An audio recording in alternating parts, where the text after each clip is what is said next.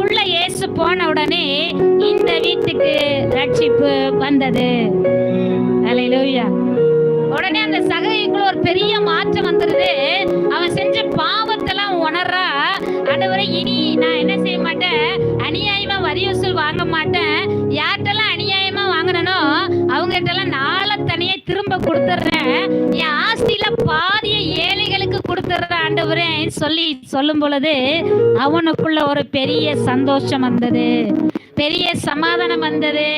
இப்ப சாப்பாடு சாப்பிடுதான் சந்தோஷமா சாப்பிடுறான். அல்லேலூயா, அல்லேலூயா.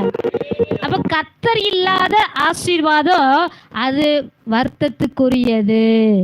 ஆமென். அல்லேலூயா, அல்லேலூயா. கர்த்தர் இல்லாத ஆசீர்வாதம் அது வருத்தத்துக்குரியது.